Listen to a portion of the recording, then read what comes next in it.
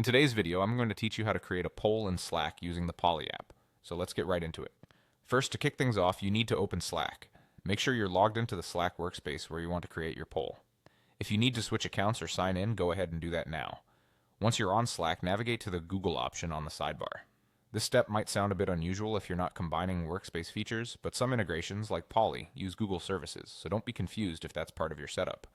Continuing from there, select your Google account, especially if you haven't signed in yet. Assuming you're signed in and ready, click Continue to integrate whatever features Poly might need your Google account for.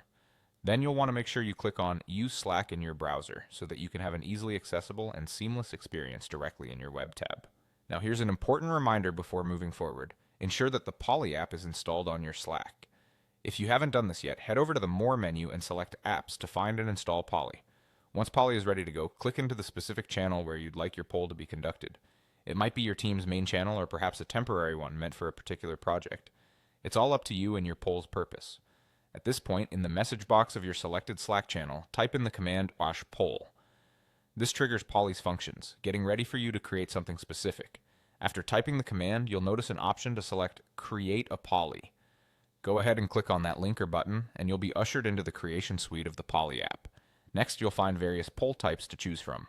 The selection will range depending on what kind of feedback or vote you're looking to gather, such as a multiple choice question, rating, or suggestions.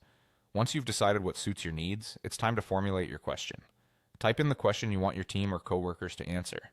This could be related to a decision that needs to be made or simply gathering opinions or ratings on a recently concluded project. Finally, when everything looks good and ready to send, click on Send Poly.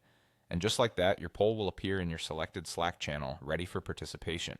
Once everyone has submitted their responses, you can return to the poll and click Done to finalize it, checking and storing the results as needed. That wraps up today's tutorial on creating a poll in Slack using Poly. I hope you found it informative and easy to follow. Now go ahead and start making engaging polls in your Slack channels and see how they can aid collaboration and decision making for your team. Thanks for tuning in, and happy polling.